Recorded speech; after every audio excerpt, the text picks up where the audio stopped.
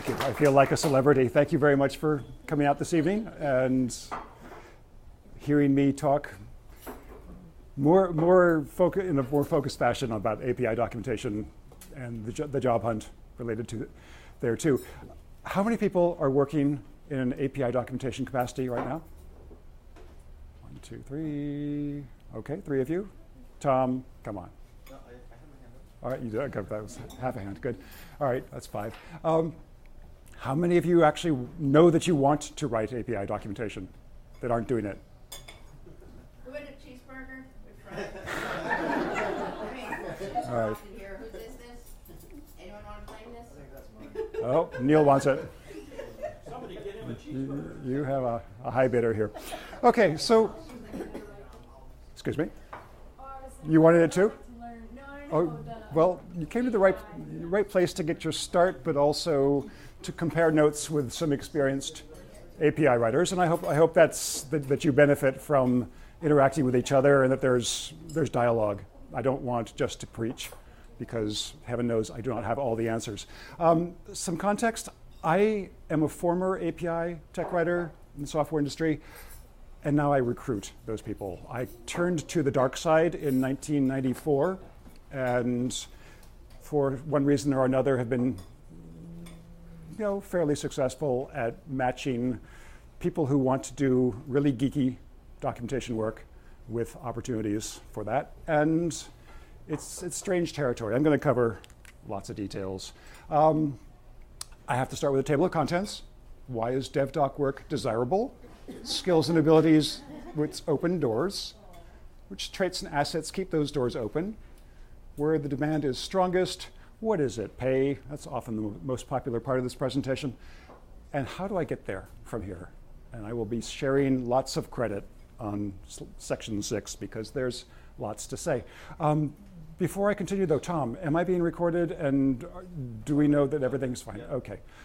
For those who are tuning in remotely, I'm going to read the slides. I apologize, they are also available. They will be Recording the slides too. Excellent. Okay. Then I will worry no more, except when it doesn't change. Okay, section 1. Why is this kind of work desirable? Well, you see it in every job description you look at these days for software industry tech writing. Somebody wants you to write documentation for developers. So I refer to DevDoc as an umbrella term to be API reference documentation and software developer tutorial documentation. That is how to get something done as a software developer using a software development kit. It is not the same as an API reference manual. Okay. Why is it desirable? Because there's strong and consistent demand, mostly. There's superior compensation, probably 30% better than most technical writing work, and it is long-lasting. Plus, the best part for tech writers who are tired of commuting, it is location agnostic, which means, especially in the open source world, they do not care where you are. And as we age, we care where we are when we do not like open seating environments. We do not like working with 20-somethings who know more than us. We do not like, well, many aspects of what tech writing and software development has become. Necessary skills. This is definitely a job market in which the more you know about the subject material, the better. It is not sufficient to be able to write, to be able to research, to be able to think, and to be able to publish. If you don't know what needs to get out in front of your audience, if you don't know that audience well enough to know what they already know and what subset of the information in your head needs to be shared, you are not adding value. Double, underline, and bold that statement. You need to understand your audience and what they know. It's not just who they are, it's what they know. So you must be able to read some code. Not fluently necessarily, not all languages worth of code, but some, and you need to be able to make sense of it.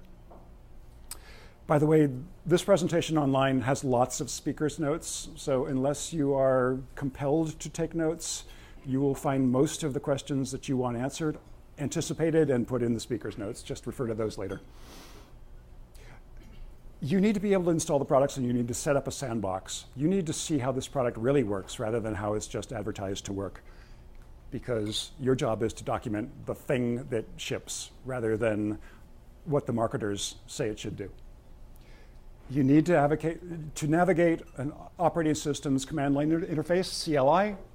If you're scared of non-GUI interfaces, this is not the job for you. You need to be able to author embedded documentation. Now, for 20 years, documenting Java code, for example, the default was do it in JavaDoc.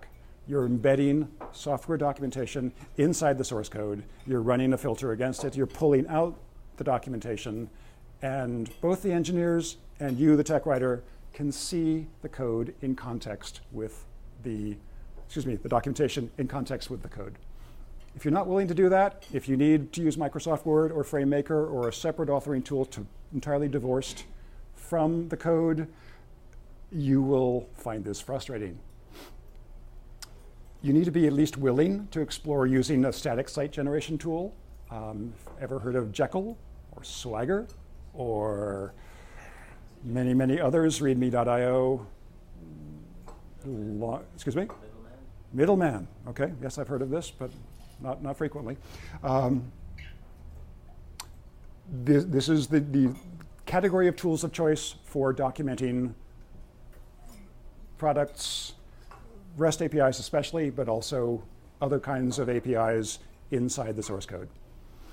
Finally, to plug into comms channels and meetings. So if you are scared of being on the same IM channel as the developers and as the other members of the team and potentially revealing your ignorance, again, you will not be comfortable. You will have to come up to speed pretty quickly.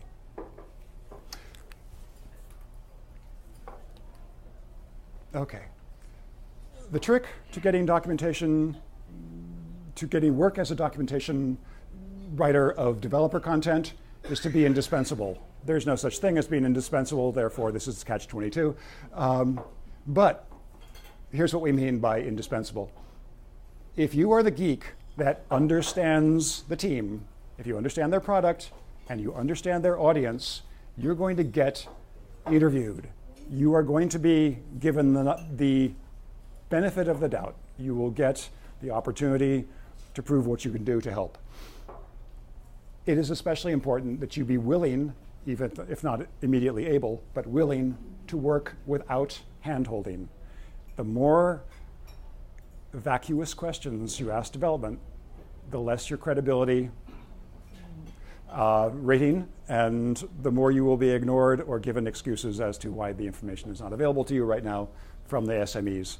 This information, of course, being crucial to your success. So dig deep to understand what is actually being required of you. And the product, understand what you're communicating about. It's not sufficient to say, I think it does this, does it? Explain the world to me. You must be able to bring very focused questions, and you must know when the question has been answered and walk away, as opposed to asking for the meaning of life.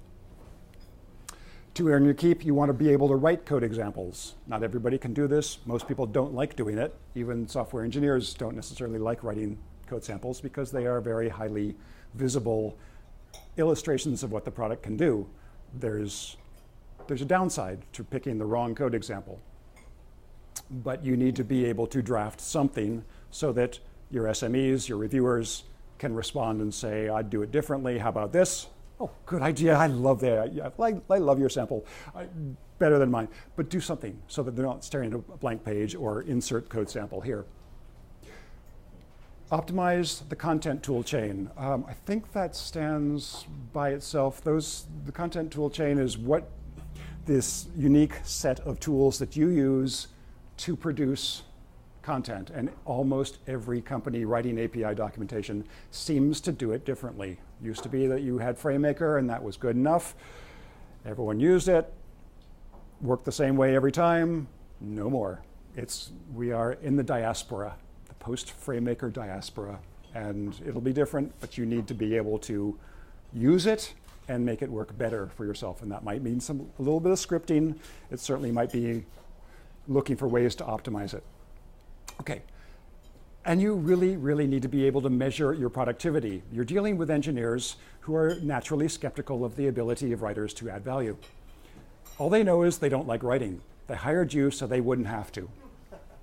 If you can't show them how you are adding value, either saving them money or better yet, making them money, then you have a, shall we say, a finite lifespan. It's important to be able to say, with my help, you made your dates. With my help, you fixed this many bugs. With my help, you got stuff done that matters to the shareholders or matters to the customer or matters to management. Those metrics count. Being able to say, I fixed this number of typos, or I made it look better and everyone agrees that it's pretty now, no more. That used to be good enough, but that is not going to cut it in API Docland. Ultimately, and in summary, you want to make them look good. How do you do that? All of the above, plus always get geekier. If you are not terminally curious about how to make your product more intelligible, more powerful, more usable, then ultimately they will find a reason not to work with you. Part B of being indispensable, do not forget the intangibles. Now, I'm going to take it as given that most of the people you're interacting with are on the spectrum. Many technical writers themselves are as well. However, there are ways to bond and make it obvious that you want to be part of this team and that you add value. Keeping your word is one of them. When you say you're going to be somewhere or get something done, it is gospel. You don't break it. You give them nothing to find fault with relative to your credibility. You listen carefully, and you listen a lot. It is really important that you make sense of what you hear. If you can't make sense of it, record it, go back. Wikipedia can be your best friend. Essentially, it's okay not to know, but it's not okay not to know the next time. This is your cue, and nobody is going to stop and say, let's make sure the tech writer understands. That doesn't happen anymore. It might have happened once. Initiative in all things. If you aren't the one driving improvement in your content or a better understanding of your product or many of the other things that technical writers are valued for, if you wait to be asked, you will not be asked very often, and soon bad things will happen. To exercise initiative is essential because they really don't know what matters to you. They really don't know anything more than your job is the doc, get out of our faces. And if it's not clear to you, if it's not clear how you're going to get it done, raise a flag early, but also be part of the solution. To blame and say, not my fault, the tools don't work, that is self-defeating in the extreme. Generate helpful content quickly. Draft something. Give them something to respond to. Engineers in particular hate not knowing. They hate reviewing a blank page. They don't want to respond to template, fill in the blank text where, insert code sample here I mentioned earlier, but intro to this product or what have you. They do not like guessing. Never stop learning. I've indicated earlier in the Be Indispensable, never stop getting geekier, never stop learning about the product, about the industry, about what the competition is doing. These are ways to add value as a tech writer that many people don't learn about. Okay, where is demand? I'm partial here. I don't typically work with Fortune 100 companies. I am a one-person boutique. I like to call myself a sharpshooter. Most people like to call me something else. I work with startups because startups have a lower barrier to entry. They tend to be hungrier. They tend to be a little more candid about their despair and their frustration and their need.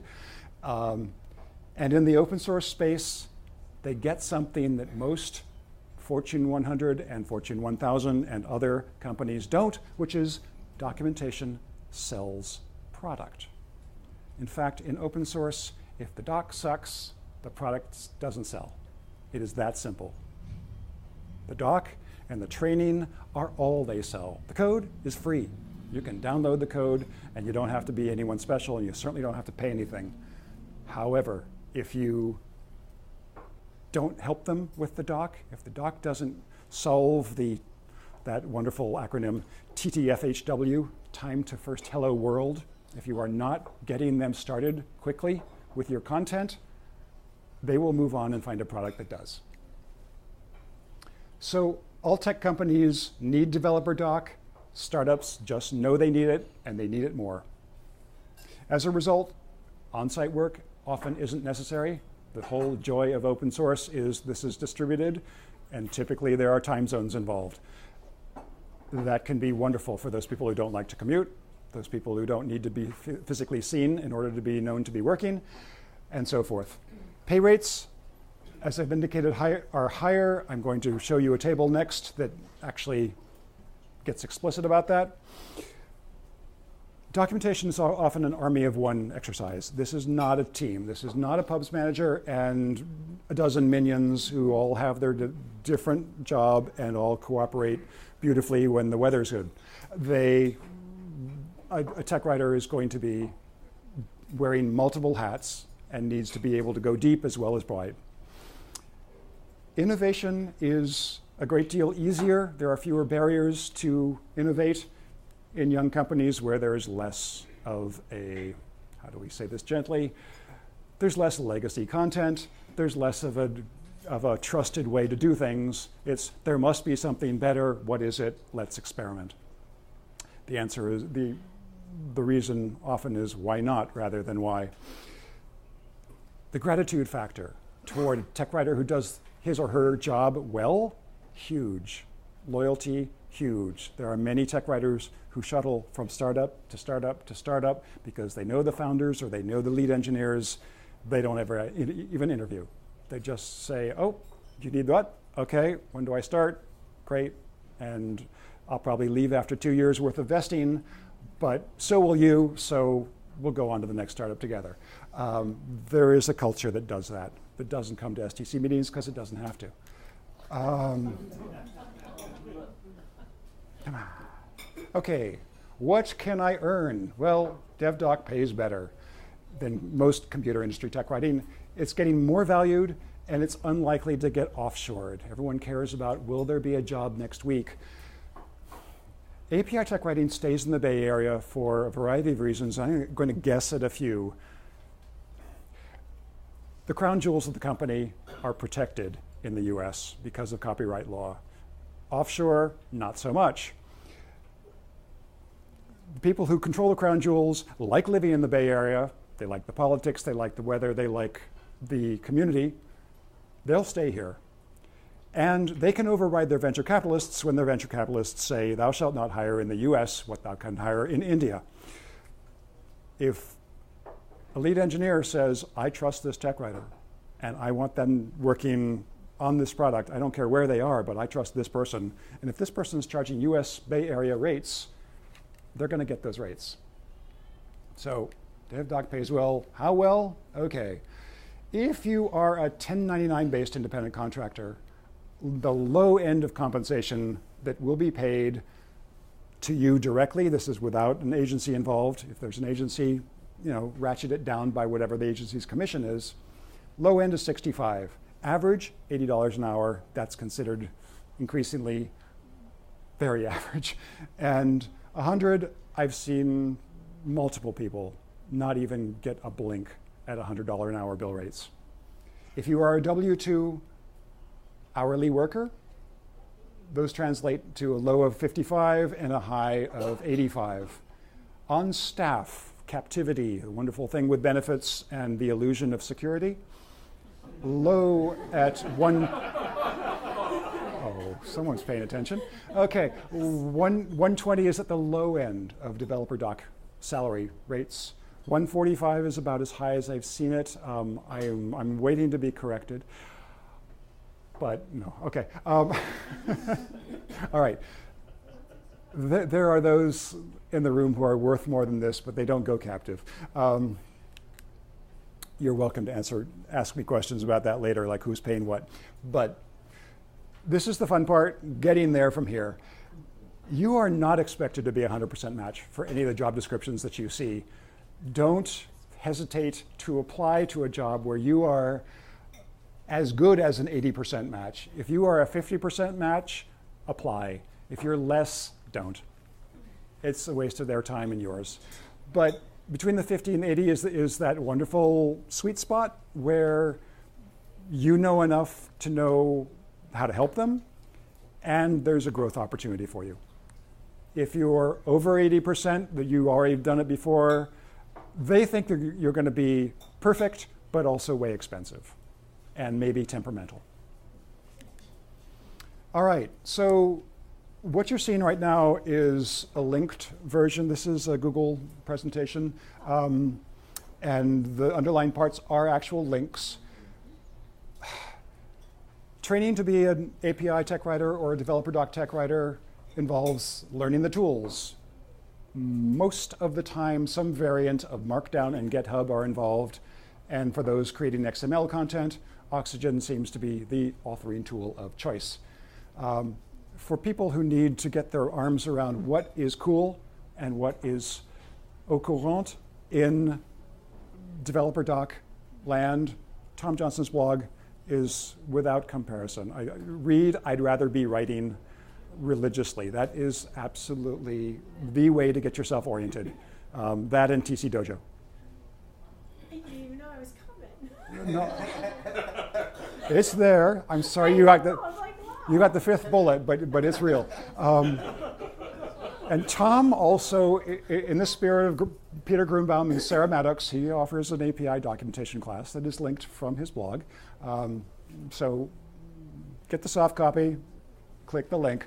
Sarah Maddox is an API tech writer on the Google Maps product, last I checked.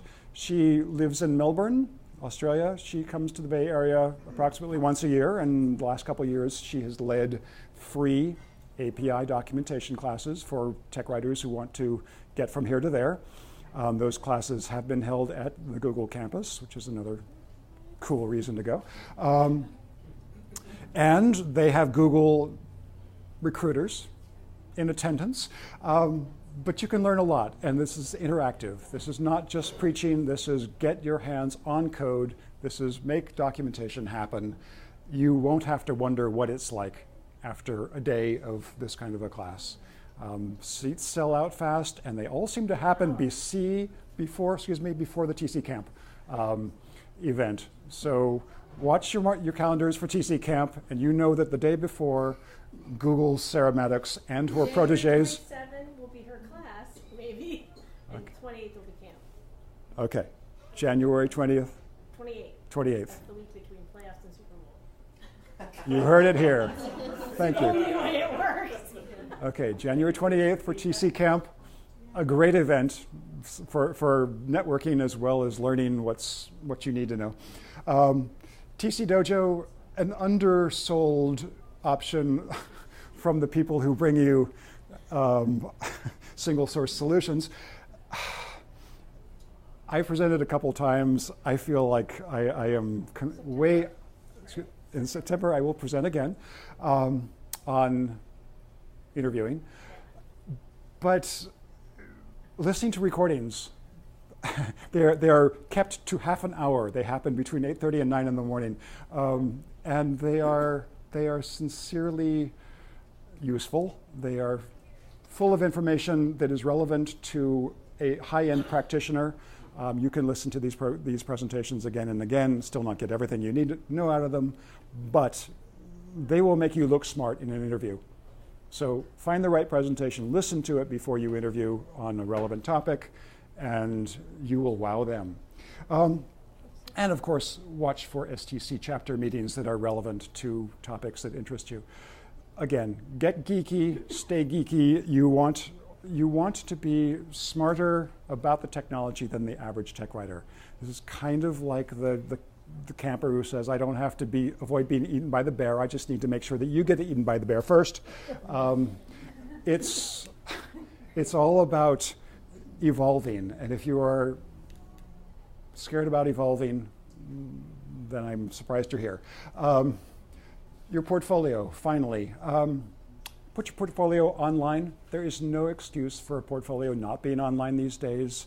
Some will say, oh, it's all NDA, it's non-disclosure agreement, locked down, can't show it to anybody. If you're not willing to put any writing samples online, you will be seen, interpreted by in-house recruiters, and this recruiter even, as having something to hide. There are ways around it. They're linked to the word online that goes to my portfolio advice on NDA'd content, on making it online, on several other aspects of portfolios that I get asked about all the time. Please put it online, link to it from your LinkedIn profile, put it on your resume. Doesn't have to be the entire thing, but it needs to be something. Prioritize open source style API references and tutorials, not the old style 90s era tabular slash encyclopedic content. Those of us who've been around more than 10 years know what I'm talking about. It used to be that everything you knew about a particular API and every single possible parameter and variation on that parameter used to be all in one place, literally alphabetically organized. Most people don't care about that nearly as much as they used to. There are open source style, much breezier and more useful variants on that are the style to emulate these days. If I show a client an old school style API reference, they are automatically branded old school, even if they've written stuff for fill in the name of, they've done Facebook or LinkedIn or Google API documentation. Somehow the hiring manager still thinks of them as a fossil. So if you've got open source style content, show it off. Okay, contribute to an open source project. You may think, what, me, open source? That's way beyond me. Go to apache.org, go to GitHub, go search Google News on cool open source projects that interest you. Let's say you like stamp collecting, you like bird watching, you like something else, bird watching API. You may find one. You may be able to contribute content there. It may be just editing initially, but ultimately you may be able to create content. You will be noticed as somebody who likes to write, who organizes information intelligently, and ultimately you will get a human being who might respond to a real email to say, yes, this person has real life experience in open source. And that, my friends, is absolutely golden. To have the experience and not have to say, but I can, I promise, just give me a chance. That is fatal. Having the experience, golden. Not that hard to get. And for portfolio advice, as I've said, see this section of my site that talks about more stuff about portfolios than you want to hear. Okay, getting from huh to yes. You want to approach opportunities in this order. Please be aware that this is a recruiter talking, so I hope you'll understand when I put recruiters last, I mean it. Recruiters take at least 20% of your base compensation if you're a staff employee, and at least 25%, sometimes 30%, sometimes a lot more, from your hourly rate for contract work. So you want to approach opportunities that you see on LinkedIn or on job boards via shared contacts. Use your network. Use STC to build your network. If you can figure out someone other than the recruiter at that company who could profitably be engaged in the conversation, send them a LinkedIn email, in-mail. That works. They will get a referral fee referral bonus for introducing you, and they will be on your side. Plus, a company looks at that and says, great, referred by an existing employee or somebody we trust, 2 people's skin in the game, not just the worker, but the employee or the referrer. We want this person to work out. 2 people with interest in that success, metric is better than 1. Job board ads, 2 to 3% of people get work from job board ads. It's not that effective. It's loud, it's everywhere, but they're hunting for people that don't exist half the time, and a lot of tire kickers are kicking those tires. So recruiters have a personal relationship, in most cases, with someone in the hiring organization, but they typically don't speak peer-to-peer with the hiring manager. This recruiter is an exception. If I can't speak to the hiring manager, I don't take the engagement. But most recruiters are throwing spaghetti at the wall. And once they've thrown your particular brand of spaghetti, you can't get back in there on your own for at least 6 months. Those are the rules. 6 months, the recruiter who introduced you owns you, even for a job unrelated to the one for which you applied. So you run a risk by letting the wrong recruiter introduce you for a job that's not a match by throwing spaghetti at a wall. And if you're a contractor, you never stop networking. You show up here, you show up at Write the Docs meetings, and you make sure that people know what you know and that you're available. Okay, so finding DevDoc work is not hard. Landing it, doing it well, and staying sane. Those are. So I am willing to answer lots of questions. I kept this short so that we could be interactive. Bring it on, please. Yes? Okay, I have actually 6 questions, but I will probably go in portions, right? Okay, great. She's organized. Okay. Yeah, I'm trying to. So 2 questions regarding, you said, so it's frequently open source projects, and open source in my kind of perception, it's freeware or whatever. Mm-hmm. So who pays for technical writer jobs on open source projects? It just Okay. understanding. So you're asking how open source makes money and therefore what it can afford to pay a tech writer. Exactly. And second, Okay, well, let me answer. okay. Okay, so everyone understand the question? Open source, where do they make money? How am I going to make money from a company that gives its product away? Answer is, they give their product away, but they don't give the crown jewels, i.e. how to integrate that product or how to install, configure, and make the best use of that product. The documentation they put on their website, that's demoware. That will get you to be able to install it maybe, and maybe do a few basic things, but it won't let you make the product powerful. It certainly won't make you allow you to integrate that product with your database or other cloud-based solutions. So once you've said, I like this product, I downloaded it, the doc was useful enough to be able to get me to Hello World, you pay. And you pay a lot in order to get the rest of the documentation and the hardcore, I updated it yesterday, we know this is right documentation. And you also get training for that. So that's how these companies make money. It's teaserware initially. That's the open source. Like community edition, and then if you want like professional edition, pay. Well, it's all community. It's all community because everybody does contribute, but there are tiers.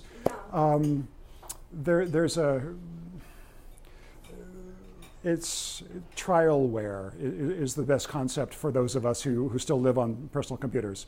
Like, try it for a while, but then we'll sell you tech support. Then we'll sell you, industrial strength documentation. Okay, now 2 related questions about tools for auto generation of API documentation, such as Swagger, Round, etc. So one question: will these auto generators at some point replace like manual writing of API documentation? And second question: if you start working in a company who wrote a code without any thought about outage generators, code without commands, without annotations, without nothing, can you still apply outage generators, somehow make it work with their code, or there's only by going to the code and adding? Okay, so let me make a distinction. The question was about auto-generating documentation from code. API documentation, yes. API documentation and so forth. Let me clarify. In an auto-generating content, what you're doing is you're running a script on source code that includes documentation as comments, and you are generating standalone documentation, or at least usable online documentation and so forth. It does not that does not mean that a tech writer didn't write those comments. There's always going to be a role for a writer. Now, robots will be able to come along and emulate a lot of what the basics that we do today. I think those of us who watch what robots can do for non-technical content should be scared, because robots write sports stories and political stories all the time. But in technical content, that hasn't happened yet. Could it someday? Why not? But that's not where software development companies are going to put their money. They're going to find a technical writer who can translate what's in their heads and create the content in the source. So it's true that they're not going to hire somebody who can run FrameMaker. They're not going to hire a toolsmith, because they themselves can generate that content, but they can't write it. If they can't write it, they need us. So for the foreseeable future, probably the length of your career, and I'm saying 20 years, that's likely to be what happens. There will be robotic attempts to write documentation. I don't know that the customers are going to like it, and I think that high-end companies with taste and high price tags are going to continue to use humans. Yeah, and second part of the question was like the opposite of the first. Instead of doing all work manually, like I'm currently doing, like work manually writing every endpoint, that it gets pretty much monotonic. I'd like to, sure. Instead of this, can you use some auto generation tool even if developers didn't write? Okay, I'm going to throw that open to the floor. Where I've been working, it's total trash. But the part that's really automated is the code comments that go into the document. It's 5% of the document. They have this fictitious belief that they can make it all automated, but it's all on code snippets. Code, these are little modules. This is, how should I say it, writing a manual at system level, and you're talking to engineers who work at module level. They don't know how to integrate the information. They also don't know how to write it. And I don't understand why they still think they can automate it, because literally 5% of the content is the automated part. And they're hell-bent on believing they can automate it. Yep. It took me 3 months to rewrite one manual that was so badly organized. So the state of the art is pretty poor, but yes, it is possible to auto-generate content and pray that your customer doesn't sue you. But ultimately, it's right now it's a waste of time. Okay, thank you. Nope. JX, please. The thing that the auto-generated docs are really good for is reference material, and that's not the only kind of API documentation. If you sort of think in terms of what's conceptual material, what's task-oriented material, and then what's just reference material, it's a little more clear where the auto-generation fits into it. So like, what does this function do, this method do? Yes, there's an answer. What does this parameter to this function do? Yes, there's an answer for it. But so how do you use this is sometimes a whole separate thing that a human needs to write. For auto-generated tools, what people really want to know is what's the contract with the outside world. It's not enough to know what the name of the function is. It's what are the rules? Like, well, if you hand me such and such, I will do one of 3 separate things depending on which thing you pass to me. And it's that kind of information that someone needs to write, and it can't really be done completely automatically, because what's inside the function in the source code is how it does the thing. The comments above the function or the class is what's the agreement with the outside world. And it may not be obvious from looking at the code. That's something that some human, whether it's the coder or a writer, has to say, what is my agreement with the outside world? And for public APIs, let's say it's Facebook, and people are going to be using the Facebook API. It's not only the agreement, it's the agreement that they're signing up to do for the next 5 to 10 years. So they have a great interest in having it be as accurate and unambiguous as possible about the agreement. That's a good way to understand it. Thank you. More questions? There's a difference between open source and free software, though. It's not exactly the same thing. No, it's not. I'm not going to opine on the difference, but open source is typically source code to which many people contribute, where it continues to evolve. I don't know if anyone else would like to add to the definition of open source. It's pretty, it's come a long way. There are lots and lots of innovators and a lot of people interested in contributing to open source because there are fewer rules, fewer constraints in the open source world than one company with one product selling it for free or selling a demo version for free. Is that anywhere close to an answer for your question?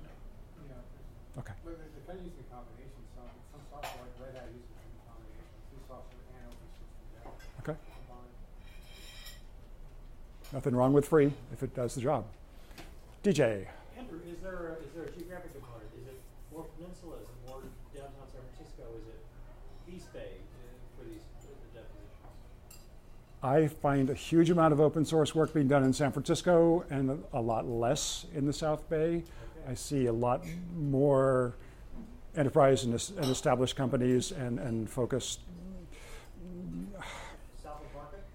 South of Market is, yes, of course. I mean, there is nothing north of Market that's not financial industry or rent too expensive for most companies to afford. And it's not all Bartable, but it is San Francisco proper. So, Length of contracts? okay, for a tech writing contract, any old tech writing contract, the least I've seen most clients sign up for is 3 months. Typically, they do that with the understanding that they can extend indefinitely, and extending indefinitely sometimes means years. Thank you. Yep. Did that help other people understand? They understood the question? Okay. Yes? So you mentioned try to do open source reference documentation rather than old how do you put it exactly? Open source Dinosaur rather doc? than old style reference documentation. Right. Can you please explain the difference and what's about? Ooh. Okay, I'm going to duck that one too. Tom, how about you? Wait, so rephrase again the difference between open source and old style reference documentation. Is that? Yeah, something like that. And you mentioned don't do it old school, but what does it mean old school versus? Yeah. Well, I think that there's some with REST APIs. The hot specifications to use are Swagger and RAML, and they're quite a bit different from. They didn't exist 5 years ago. So focus on those two, especially Swagger. People love to kind of put their docs in there if they're REST API docs, and that's definitely more of a new trend for API reference documentation.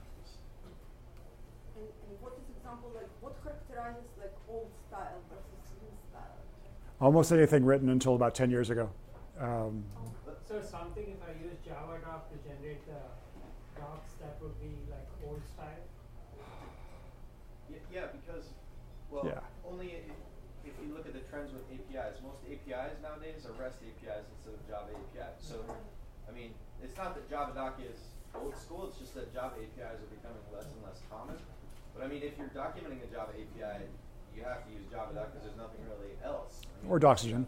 or Doxygen. So basically, I built a template myself based on some ideas which include URI method, pass parameters, query parameters, request schema, if I need, request sample. Yeah. Response codes, response error codes, response schema. I don't remember everything by heart. Sometimes Don't worry, you're doing fine. all necessary if what I wrote is old style or new style. So those are all great components. The only thing I would add to make it more modern is add some kind of interactive component that allows people to try out the request. So a cut and pastable piece of code where they can actually. Yeah, I put a sample how you may invoke a request, like URL with like body, if there's a body for the request or something like that.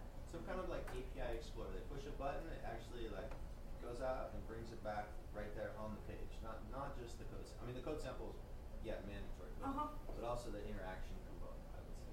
Yeah, but this I need corresponding Which did not publishing exist. platform. I mean, what I write just doesn't get to a corresponding publishing platform, which is generated PDF from this eventually. Okay. Yeah, but okay, thank you for this idea. More questions? So you mentioned about some classes on some of your slides. If you want to take classes, you can go back to that slide. How about there? Nope. Right. So I think there was some talk about Sarah's class, so I didn't hear the complete discussion. Sarah Maddox's class. Sarah Maddox is an API writer for Google on Google Maps, and she comes to the Bay Area usually in January each year, and she teaches a class that usually sells out. It's free, but 100, 120 people show up, and it's a day-long, 8-9 hours, where she and the link there is to her course material, most recent course material, and it will take you. It's to her Google Drive account with folders that you can start at module 1 and go through module whatever, and you will be a lot wiser about API documentation when you're done. So how long does it take actually for you to, from start to finish, to learn API docs and say I'm ready to work, right? I mean, if you're saying in an all-day class, I mean, what does that mean? That means very little, other than you've shown initiative, and that you may have your mind around some aspects of what's involved. You're not ready to do the work until you've done the work. No. And that means really contributed to an open source project or collaborated with somebody who has done this and had responsibility for actually getting stuff done and making it accurate and so forth. There is no done. You are well on your way, and you are marketable at the point where maybe you can read some Java and some Python, and you've contributed mildly to perhaps an open source API. Or what I like to do with clients who say, I don't know what I need other than I need my API documented, is ask them to point me at what they like.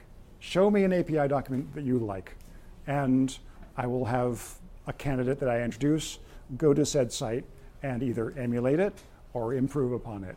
Take 5 pages from the Twitter API and make it better, and call that your portfolio sample and say, based on this resume and this portfolio sample, do you want to interview this candidate? And if the candidate made the portfolio sample worse, the answer might well be no. But if you were able to add value, other than fixing a typo or two, you will very likely get the interview because you've shown initiative, you've shown that you can dig into existing content and make it better, and you've taken a class and or you've explored. It's more than an idea. You've shown that you are deeply curious about getting into this niche of the business. Does that help? I think JX and I spent some time this afternoon talking about what it takes to make a really effective technical writer. I think deep technology chops is essential, but so is curiosity. Yeah. And there are an awful lot of people who've told me over the years, I really want to get into API documentation, and I say, and why haven't you? Don't know where to start. Don't know, can't get it, can't set aside the time. These kinds of excuses, yeah, they don't impress hiring managers. So if let's say I took Sarah Maddox's class, mm-hmm. and I walked away learning about open source, mm-hmm. And so at what point and what do I put on my LinkedIn to make me marketable? If that's all you've done, yeah. don't. Okay. That's not enough. No. You've taken an API class, give yourself some credit for it, create a training section under education that says, I took Sarah Maddox's class in 2016. If you did some code samples within the class that you want to extract and say, here's part of my portfolio sample, or you started as started, this is the before and this is the after, that's credible. Okay. But it's not enough. You're not ready to earn your living as an API writer until you've done something more substantial. Because ultimately a software engineer is depending on you to read their mind and to understand their audience and dig deeper. You can do it as an apprentice. You can say, I'd like to write system admin documentation for you and I'd really like the opportunity to work on APIs on the side. That's totally fine. But say, I'm an API writer? No. Or you can, but it'll backfire. Do you have any links to good open source stuff? In my speaker's notes, I do. I have been told many times the following 5 or 6 links really sing for our audiences. In fact, there was a time 3 years ago when 3 companies in the space of a week came to me and said, the developer content at Dropbox.com, developers.dropbox.com, is so good that I will pay you a 20% premium to find me a writer who can do that content. And they would give me a URL and say, bring it on. We can't find these people. And and that was a while back, but it's still state of the art. It's Can you repeat what the name of it? developer.dropbox.com. So you know, everyone knows about Dropbox. The developer tutorials and the API reference content that they make available is singularly good. But that was a while back. There's better stuff out there. It keeps on getting better. This is not an art that is disintegrating. This is not an art in which we are increasingly settling for crap. We're actually demanding better and better work, and it's hitting the market. What do companies do when they can't find candidates that meet these high requirements? Contract. Just contract? You wanted one word. Okay. These people don't exist. They'll search for weeks and weeks and weeks, and they'll say, we got to ship, we got to ship, we got to ship.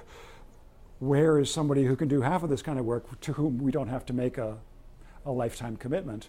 And they'll find a consultant who will come in and do most of it, and they'll patch it from there and call it good.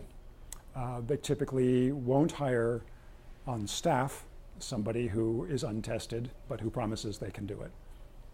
It's a trade-off, and most of these companies are realizing that it's a hiring manager's at a disadvantage. It is a candidate's market.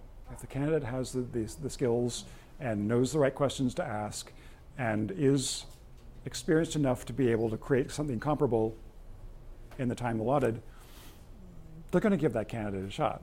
In fact, there are bidding wars over those kinds of candidates. And sometimes they say, and thou shalt be on site, and thou shalt attend every Scrum meeting, and thou shalt earn this price.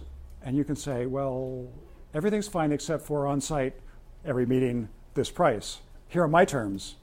And they settle because they don't have a leg to stand on. They've looked long enough. I remember you were trying to fill a position downtown for somebody who insisted on the tech writer being there every day at 10, and the person had to know RAML like the back of their hand. Right. Do all kinds of You would be happy to know that was Sony, and Sony has given up on RAML, is now using Word. They've also reorganized, and now they are Sony Interactive Entertainment. And they found a candidate to do it in Word, I guess, or what are they? They found one, and they want another. But this person lives on site and long hours. But it is downtown San Francisco, near the Caltrain terminus. And you ask him why they're using Word, and he rolls his eyes, the hiring manager, and says, I'm sorry, that's all the SMEs will touch. And what's the price? They're paying $75 an hour W-2. So that's a decent price. That's way above average. But it's Word. And most people I know roll their eyes at Word.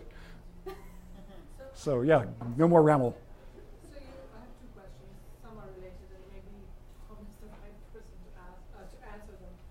The first is, what is the difference, in your opinion, between a REST API and a maybe run-of-the-mill API? Oh, The okay. second is, you said learn a language. Which one would you recommend? Okay, I'm going to duck on both of those because I will self-incriminate. I will take a stab at what's the difference between regular, like a Java API, and a REST API. Yeah. In REST land, you've got 4 functions. And it's really simplified. Yeah. And there is really no standard yet for how to document them in Java or C++ or C or other APIs. There are standards that are about, the norm. Okay, please. No, I'm not answering this. Liz, you answer this. All right, Liz, go ahead. You've been too quiet. Well, yeah, but I come from a programming background, right? So I was one, or am one, I don't know. I is one. And I try not to be, but, hey, I learned C# last year, so, Good for you. pick something. It doesn't really matter what it is. There is a Stack Overflow survey. I just want to add this. There is a Stack Overflow survey that Do not program by Stack Overflow. But it tells you the most popular languages. I believe it's in this one. Or just search for the most popular programming JavaScript? languages. JavaScript, At yes. the top of the list will be Java, C++, JavaScript to Python, and then it goes down from there. So I think .NET is like on the 5th or 6th. Yeah, it's way row, down but there. But, you have to know Sorry, Bob. stuff. I guess I'd like some comments on this one. Python, I've never seen a job description where they want you to know Python, but one contract I'm looking at says, okay, there are APIs written in various codes, but they suggest using Python to interact with the APIs. It's so easy to use. It's So I do have because one thing. Sphinx is based on Python, right? And that's Yes. like I one of think the so, most yeah. popular, Yeah. popular Mhm. tools for Yeah. this kind of doc. So, I think. I don't know. I don't know. Eric Shorger likes Sphinx a lot. Yeah. Something to this answer? You can answer, sure, but hang on a second. We had an answer coming here. I'm sort of sideways. Go ahead. So you asked the difference between REST API and other API. So basically, I think if you will take Peter Greenbaum classes, and I took them, and even then I'm also software engineer in my background, I still gained a lot from these classes. He explains one thing that there are like 2 types of APIs. One are platform SDKs, and another are web APIs. So this is one basic difference. Yep. Platform SDKs is when you have a programming language like Java, and there is functions, methods that takes parameters, and you describe return type of the method, types of parameters, signature of the method, etc. These are platform SDKs. There are web APIs, and they also have subtypes. So there is SOAP web APIs and there is REST web APIs. So there are different ways of how they work over the internet, and concept of REST APIs is they work with resources. So basically what They work Andrew with- said that there's only 4 methods, how this can work, right, if there's only 4 methods, because the concept is not the verb but the noun. It's resource.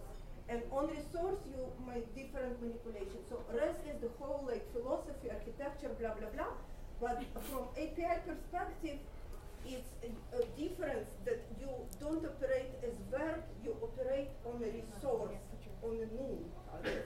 And this is the basic difference. If you will take Peter Greenbaum, I just love his classes. I also found out totally accidentally on LinkedIn or something like that. And it was He has it's several some on idiotic All the slides. links to Peter Greenbaum's classes are in the speaker's notes. And I say it's idiotic because it didn't let me to create an account because my email was rocketmail.com. Yeah. And they say this is a bad domain. But the history is I'm just very old. I created my email in 1995. And it You're was, forgiven. it Don't was- worry. It was a legitimate free. Anybody else want to chime in on the question of the moment, the difference between different kinds of APIs? Anyone else? Okay. Any other questions? So I have something separate. Okay. I saw a presentation from a woman from Docker, which is an open source project. She said... Mary Anthony? No, I don't remember her name, honestly. She said that one of the things that you can volunteer your time for, just like people contribute code, you can contribute to the docs, to any open source project. And you will be, as writers, you will be the gratitude one, right? A lot of code writers are non-native English speakers. They can't really write English well, but they can appreciate when you turn it into really good written docs. They gush. And they will be all over you and be super happy. If that's all you do, they will be unbelievably grateful. Yeah, but I'm trying to understand what they actually wrote in the first place. Well, but that's part of the thing, right? So they will answer your email. They will be happy to answer your questions. Well, you can also Right? consider the eliciting information from them Right? part of practicing for the job. There you go, exactly. I sometimes describe there are basically two halves of the work. There's learning quickly, and then there's explaining stuff. Yeah. If you don't understand what they mean, then you have to listen. Well, and sometimes when you ask them what they meant, it's completely different from what they wrote. So it's sort of like, well, why Sure. didn't you just say that instead of doing this? And they'll just look at Because you they're human. Because they're well, we did. No, you didn't. You know, you said it to me. That's why they need you. Yeah, The that's why. professional insurance. Go ahead, JX. One general suggestion and one suggestion for working with engineers. The general suggestion is if you don't, in any part of life or on the web or you're reading a book and you don't know a term, go look it up on Wikipedia. It's true that deep knowledge on things is really important, but also having a breadth of knowledge. If someone's talking to you and they use 3 words, you don't know what they are at all, you've essentially lost 100% of the information because you may be missing important context. Ambient knowledge is very valuable. Knowing that acronym or that term, if you had never heard REST, then it'd be nice to know what that is. If you're not sure the distinction between function and method and what a subtype is, if you don't know what something is, go look it up on Wikipedia. So that's sort of, yes, it's geeky, but breadth is also important, not just depth. Ambient knowledge. I call it independent competence. Right? You need to be completely independent and competent. Right? Nobody else is responsible for making you know stuff. I like that. And a tip for working with engineers is ask good questions. And what I mean by that is convince them that it is a good question. Do your due diligence before asking them a question, but also when you talk to them, demonstrate that. So for instance, if you could say, I couldn't tell whether this function did this or this. I checked the name. I did a search for the whole source code, and it wasn't even called once, so there wasn't even any context for me to check. And I asked Bob, who was the person I was told to ask first, and he actually didn't know. So can you help me? Yeah. That not only have you asked for help, but you've demonstrated that you're not wasting their time by demonstrating your due diligence. And I think a lot of people forget that last part, and it's important to build credibility that you value their time. You're not only there to make them look good, but you're also there to make everyone succeed, and you demonstrating your due diligence, who knows, you might find out that, oh, did you check this other place? No, I didn't. Great, thanks for telling me. Bye. You've now demonstrated your due diligence and learned a new thing at the same time, but if you just walked up there and asked a question, they might just be like, ah. Not the tech writer again. And another tip, some people don't mind interrupts and some do, so I always try to accumulate my questions to some list of questions and reserve some time with the developer and ask. Not that I'm successful in eliciting information from the developers, and I mean it's still challenging, but I'm trying to respect the fact that interrupting their work is not a good idea because they are thinking deep into what they are doing. So I'm trying, unless something's blocking me from making progress and I need immediate answers, I try to accumulate Put it in a a bunch list. of questions and allocate some, Yep. reserve some time. You batch the questions and you trying right. because I was kind of surprised by you can become a hero by asking questions. I was looking up the list of commands. I said, this one's uppercase, this one's lowercase. Are they the same command or are they different? Because I guess their code was case sensitive. I said, well, no, they're actually the same command, and actually, I guess all the code's now becoming case insensitive. So so I get to update, so I was asked to update the I thought, I guess they were really happy that was noted. And so I was asked to update the manuals, that's pretty simple. And I get to ask them to update the code comments of the important documents. I have a question. Any comment? Criticism? Disagreement?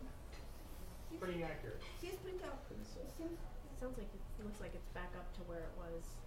Oh, this is we're back up to the highs of 2001 and so forth and beyond. I would say that.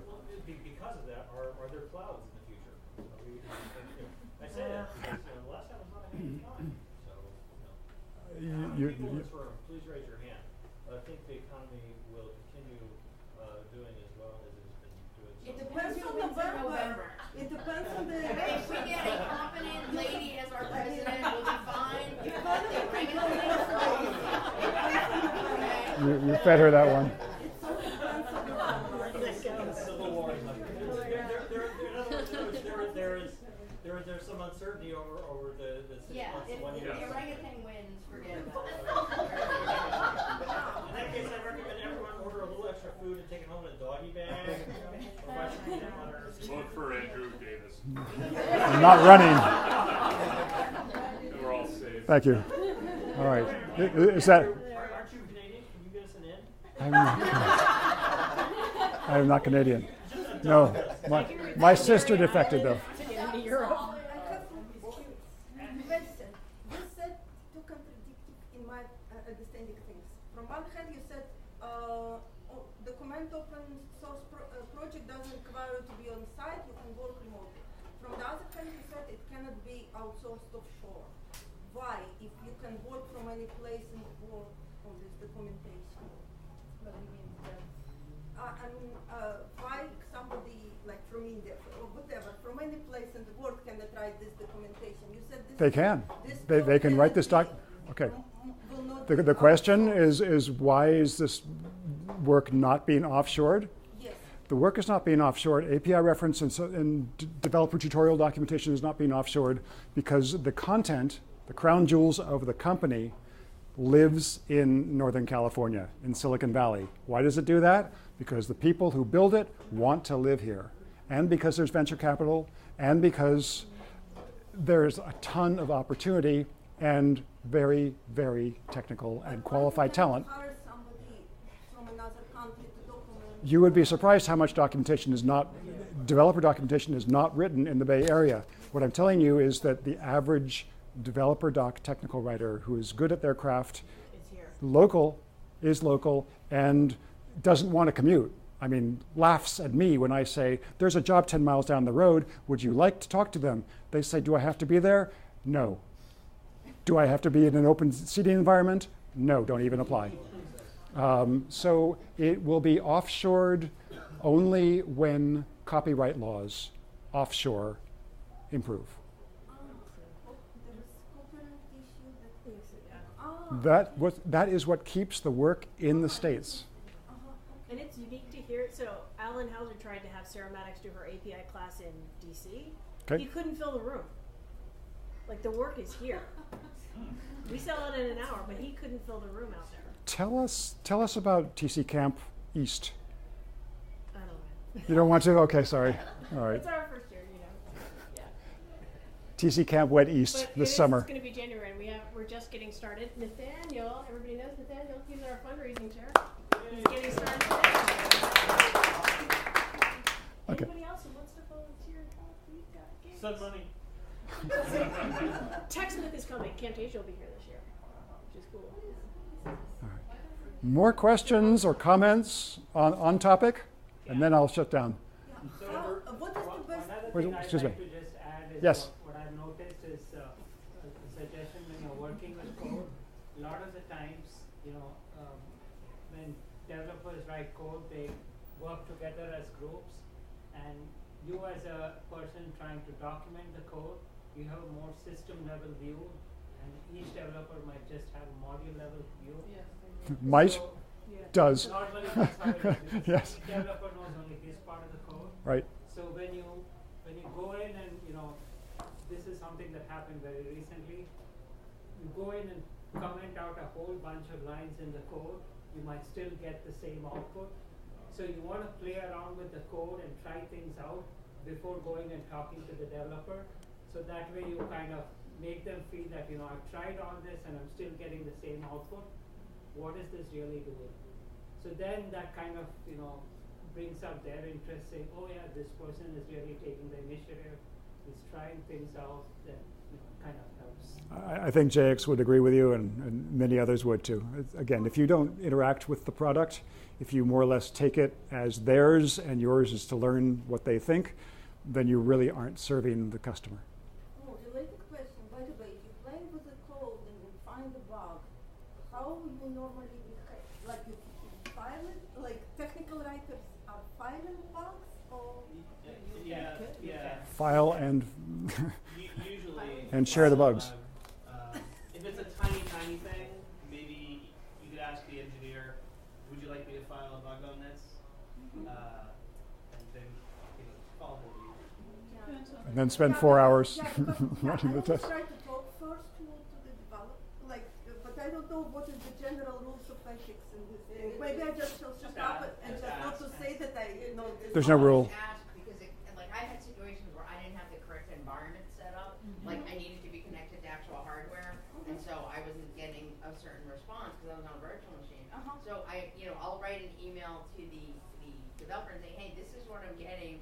Why is that? And they'll either say, oh, that's a bug, please go file it, or oh, you need to connect to the real hardware. Here's the IP address of a VM that's actually connected. Go do this, or here's the IP address of a VM where we actually downloaded all this stuff we actually needed to download. So there's always possibility you didn't set up the environment right. So check with the engineer, say, do you want me to file a bug, and they'll tell you yes, or here's what you didn't do. There's another reason to ask, which is it may be a known issue. So they may be annoyed if there's 7 similar looking. I actually never do this as a file. I usually communicate it first to the developer, but I just wondered what is the general ethic, what people usually do. What I usually do is ask, did I do something wrong, or is this a bug to report? Yeah. Andrew, thank you so much for coming and speaking with us this evening. Thank you. We'll be back to you next month.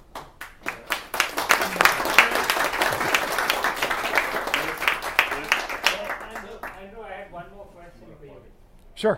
From the pay scale slides that you showed, what's your trend about how companies are you seeing more companies looking for people, or has it come down, or? More companies need these kinds of people, and more companies are acknowledging it. No, that trend is not abating. I think that's staying strong. It tends to stay strong even throughout recessions. This is not the kind of work that is optional. The kind of work that is optional is content writing, technical marketing writing. But when you need to ship a product and you need to scale your company to work internationally, you don't skimp on the API. Can we take it offline? Because I want everyone else to be able to network and all right, thank you.